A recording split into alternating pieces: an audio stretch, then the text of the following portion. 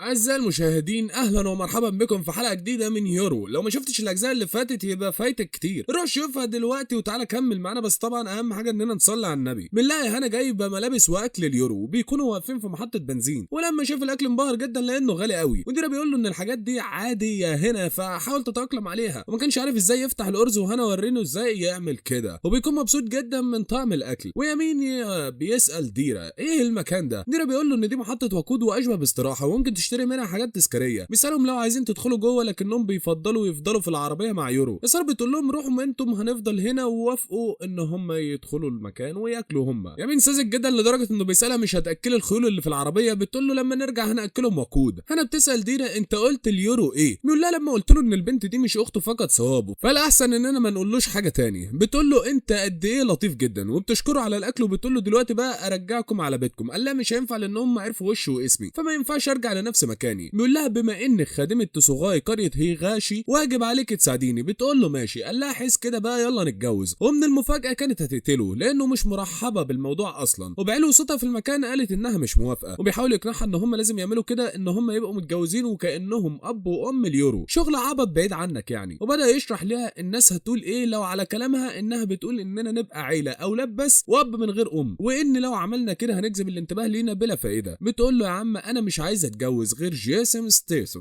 يمين ويسار بيدوروا على الخيول اللي جوه العربيه. يورو طلع من العربيه وبيقول لهم حقكم عليا، انا اكلت كل الاكل، انتم مش جعانين. شكروه جدا على لطفه وبيقولوا له اننا ما بناكلش اكل البشر اساسا. وكان بيفكر يغير اساميهم لكنها ما ظبطتش معاه. المهم انه طلب منهم يحكوا له عن كل حاجه يعرفوها عنه وعن اخته. احنا كنا دايما عند مدخل القريه لمده 400 سنه، قريه هيغاشي. ما بنشوفش غير الناس اللي بتيجي والناس اللي بتمشي، لكن اللي بيحصل جوه ما نعرفش عنه حاجه. وفي يوم من الايام اهل القريه قالوا ان في توأم اتولدوا وشفناك بعدها بفتره. والدك كان دايما بياخدك للصيد، لكن ما شفناش اختك قبل كده. فكرنا انها ماتت بسبب مرض ولا حاجه، لكن من حوالي 10 سنوات شفنا اهلك بيهربوا من القريه ومعاهم بنت صغننه كده وريحتها من ريحتك، يعني الدم واحد. يورو بيقول لهم البنت الصغننه دي كبرت وهاجمت القريه وعارفه مكان ابويا وامي فين. انا لازم ادور عليها واخليها توصلني بيهم. وديرا وهنا راحوا للعربيه، وهنا عليها غضب شديد بسبب موضوع الجواز ده. بتقول اليورو لسبب ما هنكون وصيين عليك، يعني لو وقعت في مشكله مهمتنا اننا نلحقك. وبيقول لديرا اننا هنسوق لوقت طويل لو عايز تستخدم الحمام. يورو بيقول له ما تقلقش انا صرفت نفسي هناك كده. بيقول له كمان ما تقعدش فوق العربيه. قال لهم ما يمين ويسار قاعدين عادي من هنا. بقى نعرف ان محدش ينفع يشوفهم الا لو هم ظهروا نفسهم او مستخدم تسوغاي يعرف يشوفهم عادي. ولكن بنعرف برضو ان الحيوانات تقدر تشوفهم لان الناس اللي كانت ماشيه دي الكلب بتاعهم بدا ينبح عليهم. يورو وهم ماشيين بيسال عن عشيره كاغيموري. ديرا بيقول له ان هم اشبه بعشيره فرعيه من القريه لان هم غادروا القريه وعملوا مؤسسه لنفسهم. وانا بتقول انا بفضل اني ما اتورطش معاهم، ده غير اننا سمعنا اشاعات ان حد من التوأم في عشيره كاغيموري وطلعت الاشاعه صحيحه. الناحيه التانيه بنلاقي بنت جميله بتجري وبتستخبى في الاسانسير، وشاب بيدخل عليها وبيكون عايز يقتلها، والبنت بتقول الاحسن انك ما تقربش. وبنلاقي جيم بيتكلم في التليفون مع حد وبيقول حليت المساله بينك وبين اللي بيلاحقك، لكن بنشوف البنت دي بتتحول لشبح وقضت على الولد ده بمنتهى السهوله. وبنلاقي واحده تانيه بتفتح الاسانسير وبتلاقي التسوغاي ده في وشها، وجيم بيقول لها انت تقدري تشوفيهم، لكن الخوف بيتملك منها وما بتقدرش ترد عليه. بيقول لها خلي الموضوع ده سر، اتفقنا؟ وبنلاقي يورو وهنا وديرا بيكونوا في مكان وقاعدين بياكلوا، وديرا بيقول ان مهمته توفير المؤن، وهنا بتقول انها بتمارس اعمال متنوعه في الاسفل. وبيقولوا انا مش عارف الجده ماها بتفكر في ايه، لكن بما اني تاديرا فمهمتي ان امور القريه تفضل سر. والمناسبه انا اسمي تاديرا ريو، لكن ناديني ديرا. وريو بيقول ان الجده يائسه من محاوله قتلي، وبيقول لما بيتولد توأم النهار والليل متساويين كده تحصل مأساة، وده كلام يمين. وبيقول ان الكلام ده حصل من 400 سنه، ودول فعلا اتولدوا في القريه. وفي الوقت ده اتقسمت دوله الى شرق وغرب، ده غير ان قبلها كانت اتقسمت لشمال وجنوب بسبب حرب غيرها. وبخلاف كده مستخدمو التسوغاي كانوا بيعملوا في الخلفيه. يورو بيقول له كده احنا الطفلين الملعونين اللي هنغرق العالم صح؟ يمين بيقول له مش بالظبط، ده الناس اللي عايزه تستخدم قوتكم. يورو بيقول له بس انا ما عنديش قوه. قال له بالعكس عندك، بس لسه ما تعرفهاش. اختك عارفاها وبتستخدمها وهي كسر، وتقدر تفتح اي حاجه مهما كانت ايه هي. والمتوقع ان قوتك انت الختم، وتقدر تختم اي حاجه مهما كانت ايه هي. ولو اتصادموا القوتين يحصل مفارقه للعالم، ولكن ده افتراض. لكن ولكن محدش متوقع ايه اللي يحصل بالظبط. ويورو بيسأل في ختم على القرية ازاي يا ديرا كنت بتدخل القرية، بيقول له ان في ممر بين اللقاء والضياع، وده اللي والدتك عملته ودخلت القرية بالصدفة، وفي صخور عكس عقارب الساعة بتعدي عليها كذا مرة كده، يعني دي زي ثغرة، وبكده اعرف ادخل واخرج براحتي. وبيفتكر يورو لما كان قاعد مع امه بتقول له ان اسمك يعني الليل، ويوم ما هاخدك انت وباقي العيلة للمكان اللي اتولدت فيه وترعرعت. بنلاقي تاني يوم يورو كان بيستخدم المرحاض بالطريقة الصحيحة، ودي اول قواعد في العالم الغريب بالنسبة ليه، وكان ماشي مع يمين ويسار وبيستكشفوا المدينة، ويمين من سذاجته بيسأله ايه الصخور الكبيرة دي. يورو بيقول له ان دي بيوت وعايش فيها ناس كمان على حسب كلام ديرا، وبدأ يقول لهم انه عايز يدور على اخته. واستغربت يسار جدا لانه كده هيكون بيدور على ابرة في كوم قش، بجانب انه عايز يقبض عليها لاجل انها تاخده لاهله، وبجانب انه ما بيثقش في هانا وديرا اصلا ولا آسى الحقيقية. وبيرجعوا لديرا اللي بيقول لهم ان هانا لقت مكان نقيم فيه، وبدأوا يسألوا عن البتاع اللي بيتكلم فيه ده لانه مش عارفينه، وبيقول لهم ان هو يشبه الاشارات الدخانية. قال لهم بالظبط، هو ما حدش فاهم حاجة، وتوتا توتا خلصت الحدوتة. استنونا في الحلقات الجاية ويلا سلام.